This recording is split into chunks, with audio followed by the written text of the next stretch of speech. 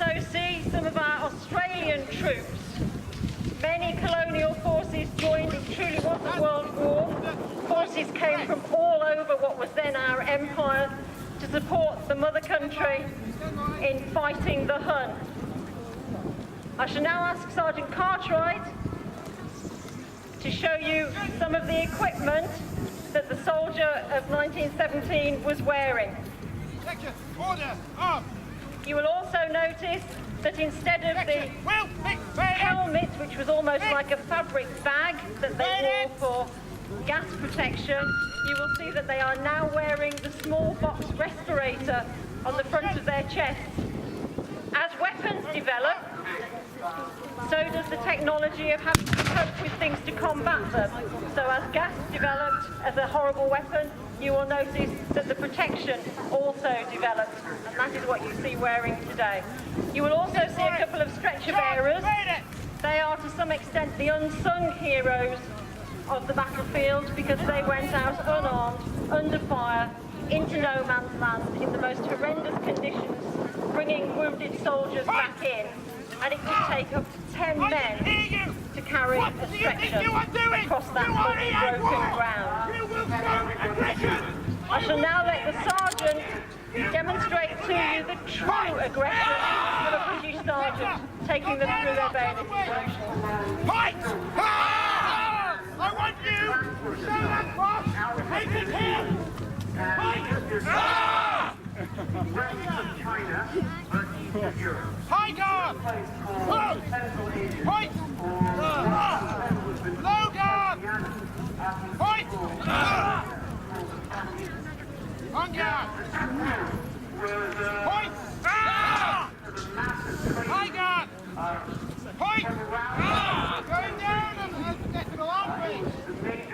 I will do this all night! Point! Better! I want you to show pressure! Order on! I think it was the Duke of Wellington who said, I don't know what they do to the enemy, but my God, they frighten me. And I certainly think that's the case with the bayonet drill there. Our fire was so good with these and so rapid with these that the Germans often thought we had machine guns where none were actually available. The bayonet on the end is 17 inches of cold steel. On guard! Point!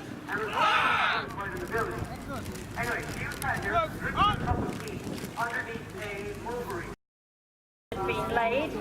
These are laid by tunnellers under enemy positions to explode underneath the enemy and give them what you might call a little bit of a lift in life. On that morning, of those 25 mines, 21 were actually put into use. 19 actually exploded. And at that particular time, as soon as those explosions occurred, thousands of German soldiers were literally vaporised off Messines Ridge.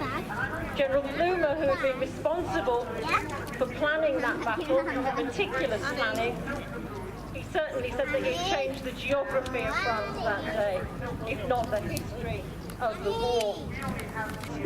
And hopefully take the German prisoners or finish them off altogether. We shall have to see which. So what you will see now is the advance followed by a pincer movement to try and get around both sides of the Germans and hopefully finish them off. They're going to shoot, Winnie. They're going to shoot.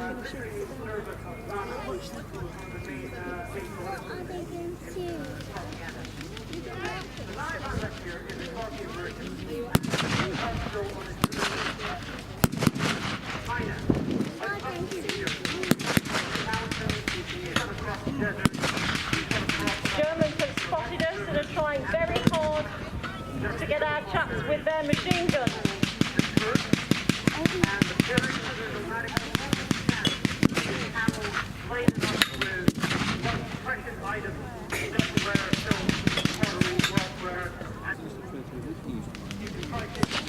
Our infantry sections are advancing slowly across the open ground from shell hole to shell hole.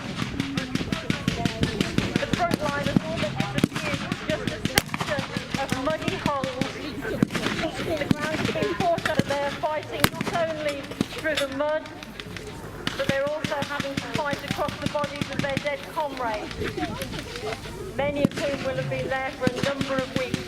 So I don't think we can begin to imagine what an unpleasant experience it must have been for those men.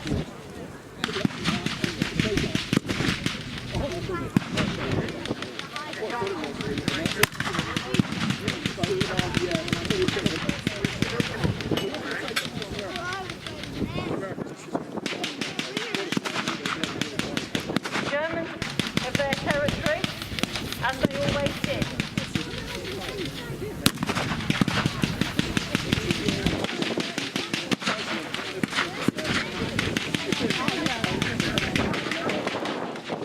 Was subsequently lost.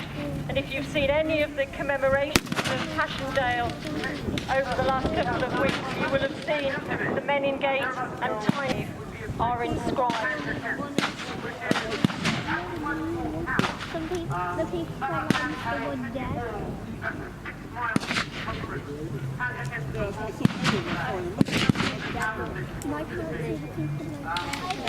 Using everything that they had, their rifles, grenades, machine guns, mortars, the rifles, put to use directly in hand-to-hand fighting.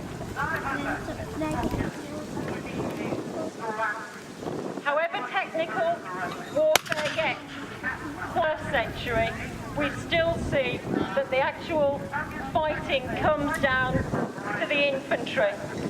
Here they've succeeded, the Germans have decided. We may now find some useful information, some useful intelligence from these troops about the disposition of their own army, and some idea of what morale was like in the German line, where conditions were not dissimilar from those that we were suffering.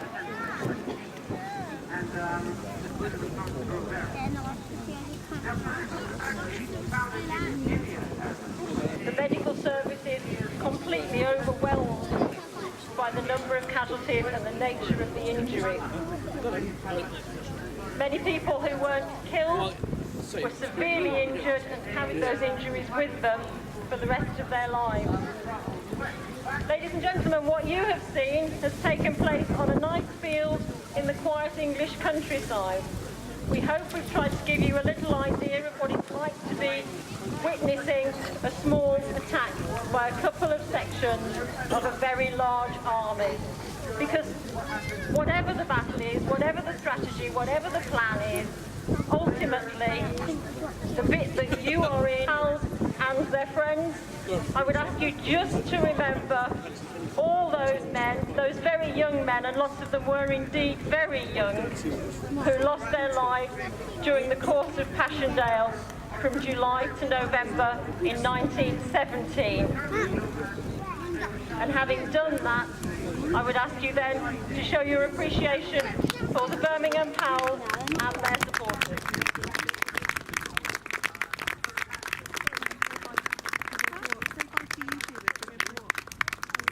We do have a camp over on the hill, and you are most welcome to some of the